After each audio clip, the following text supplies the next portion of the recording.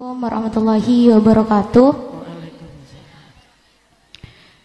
Perkenalkan, nama saya Dewi Puspitasari. Saya dari PAC IPPNU Kecamatan Gogok. Saya gemeter neng, soalnya biasanya kalau lihat Ning Sheila itu hanya di TikTok, di IG gitu. Sekarang bisa bertatapan langsung gitu. Grogi. Sebenarnya saya di sini tidak lebih kepada bertanya, tetapi lebih kepada sharing saja. Sering berseliweran di TikTok nih, biasanya itu ada kata-kata gini dari teman-teman TikTok Madura. Kalau jodoh dan takdir yang lain itu ada di tangan Allah gitu. Tapi kalau jodoh dan takdir itu di Madura itu ada di tangan orang tua gitu. Nah, kemudian untuk menanggapi terkait hal tersebut juga kebanyakan sekarang nih kalau khusus di Madura sendiri orang tuanya itu menjodohkan anak-anaknya itu masih di bawah umur gitu. Sedangkan kalau kita lihat secara medis, secara faktor ekonomi dan lain sebagainya itu masih belum mampu gitu. Tetapi terkadang mohon maaf ibu-ibu semuanya, terkadang beliau para ibu-ibu itu kayak menjodohkan anaknya itu karena merasa bahwa ketika anak perempuannya sudah menikah itu bisa dibilang sukses. Kebanyakan seperti itu. Bahkan ketika seorang perempuan menuntut pendidikan yang sangat tinggi, pastinya orang tuanya ataupun lingkungan sekitar itu bilang gini, Neng, untuk apa ki ring bini sekolah kita ki cek buruna ke depor.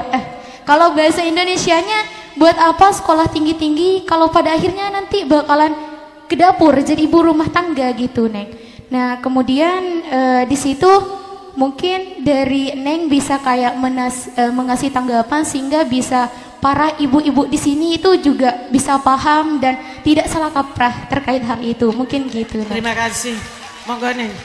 Mungkin hanya itu saya ucapkan terima kasih. Billahi taufiq wal hidayah. Assalamualaikum warahmatullahi wabarakatuh. Waalaikumsalam warahmatullahi wabarakatuh. Ini ada anak-anak muda mencurhatkan mak-maknya ini.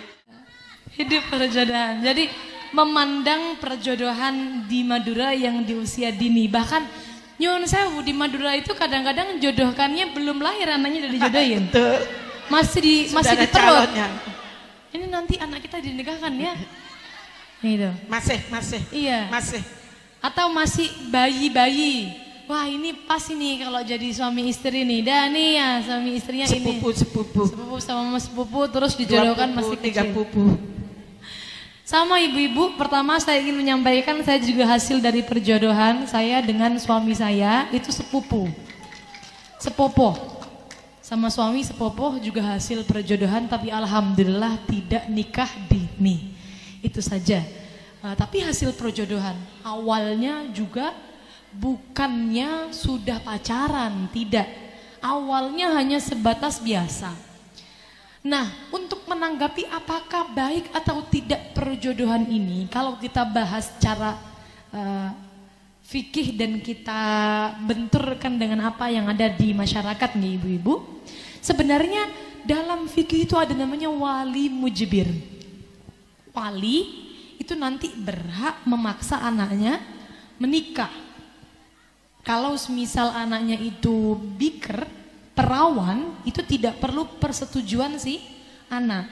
Itu dalam fikihnya demikian.